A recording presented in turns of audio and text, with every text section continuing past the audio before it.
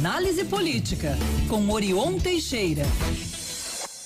Orion Teixeira, 10h32, muito bom dia para você, ao vivo e em cores aí, para quem quiser curtir o Orion, também via Skype aqui, né, na nossa live no YouTube, basta você entrar lá no perfil, né, Band Minas, você confere o Orion e o comentário dele às segundas, quartas e sextas-feiras. Bom dia, Orion, tudo certo, meu amigo? Bom dia, Bruno, Luciano, Murilo e ouvintes da Band News. Prazer falar com todos vocês, ouvintes e também espectadores. Bom dia. Prazer é nosso, Orion. Sempre. E aí, mais uma vez, a alta dos combustíveis, agora agitando também a Câmara dos Deputados, defesa de CPI, teatro ou crise e emenda, hein? Agora, anunciada há pouco aí a demissão de mais um pedido de demissão de mais um presidente, Orion. Está mais para teatro, fingir indignação, Bruno, para esconder a incapacidade de gerenciamento do governo sobre uma empresa que é do governo. O presidente da Câmara dos Deputados, Arthur Lira, também faz parte desse teatro aí, defendeu o tempo todo a redução do ICMS de combustíveis, o imposto estadual, como um meio de redução dos preços da gasolina, do gás de cozinha, do diesel. Na mesma semana que ele conseguiu esse feito, a própria Petrobras reajustou os preços numa clara demonstração de que o imposto estadual não interfere na alta dos preços. Com a saída dele e do presidente, que tinha o mesmo discurso, o mesmo argumento, são bravatas, com pedido de demissão do presidente da Petrobras, que aliás já estava demissionário há mais tempo, só aguardando a homologação do conselho da estatal. Ele quer ainda analisar, o presidente da Câmara, a proposta de dobrar a taxação dos lucros da Petrobras e mudanças na política de preços praticada pela estatal. E se depender do presidente Jair Bolsonaro, ele quer debater também a abertura de uma comissão parlamentar de inquérito para investigar a empresa. A ofensiva, então, acontece após esse último reajuste dos preços dos combustíveis, na quinta-feira passada, que começou a valer já no sábado e já está chegando aos motoristas aí nos postos de gasolina. A gasolina subiu 5,18% e o diesel 14,26%. O reajuste, então, provocou uma avalanche de duras críticas a Bolsonaro e a Arthur Lira. A intenção de Bolsonaro de criar uma CPI para investigar a Petrobras, mais uma cortina de fumaça às vésperas das eleições. Pode ser também um tiro no pé. E é vista por analistas como arriscada, pois um eventual colegiado pode se transformar aí num palco de críticas ao governo, como aconteceu naquela CPI da Covid. A oposição está disposta a apoiar essa investigação. A investigação, claro, vai trazer mais desgaste para o próprio governo e vai expor esse teatro de indignação. Ou seja, Bolsonaro é conivente com a situação da política de preço da Petrobras ou demonstra incapacidade de gestão de uma empresa da qual o governo é o sócio majoritário, mandante, mas não exerce o comando.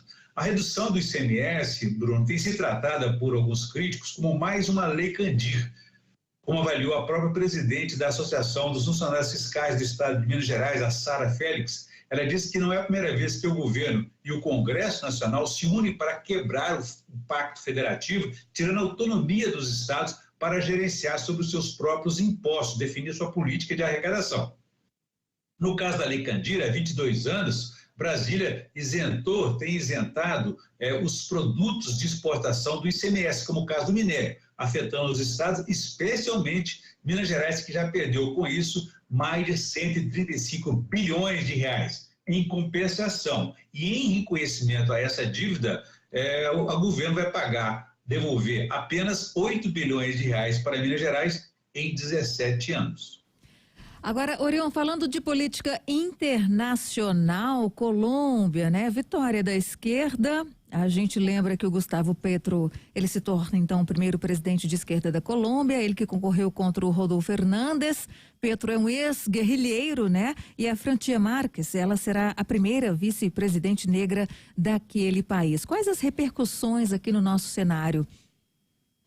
Como sempre faz, quando a realidade não lhe agrada, Bolsonaro ainda não reconheceu a vitória do colombiano de esquerda aí. Ele deve demorar alguns dias para se manifestar, ao contrário da maioria dos presidentes dos países do nosso continente. Esse seu negacionismo, no entanto, é apenas oficial, mas nas redes sociais, junto a seus seguidores, Bolsonaro já manifestou preocupação, como citou aí a colunista Mônica Bergman mais cedo. Então, o Bolsonaro enumera os países que estão sendo governados por partidos de oposição ao seu campo político e, após citar a Colômbia, perguntou: e o Brasil vai ser assim também?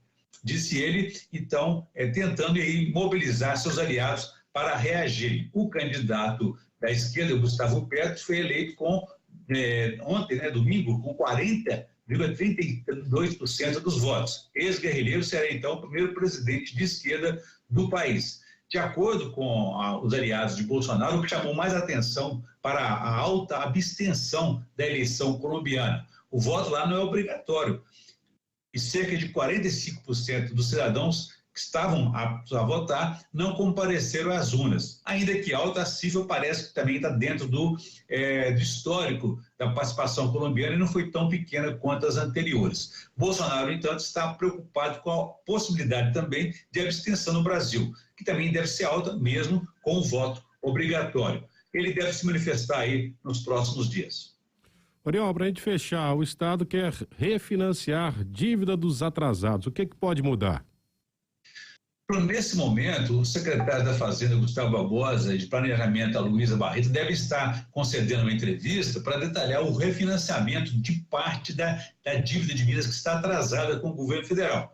Como você sabe, Minas Gerais está sem pagar o serviço da dívida, coisa de 700 milhões de reais por mês, há mais de 4 anos. Com isso, acumulou-se aí uma dívida de mais 30 bilhões, além daquele estoque principal, da dívida principal, de mais de 140 bilhões de reais. Então, com isso, o governo Zema está aderindo aí ao artigo 23 da Lei Complementar 178, que possibilita o refinanciamento desses 30 bilhões de reais não pagos desde 2018, em função aí de liminares obtidas junto ao Supremo Tribunal Federal. A exigência para que Minas dê uma solução a isso é do próprio Supremo, que não quer manter mais essas liminares ao governo de Minas. Então, o artigo 23 permite o refinanciamento apenas das parcelas que o governo estadual deixou de pagar em função de decisões judiciais aí, ou de outras razões.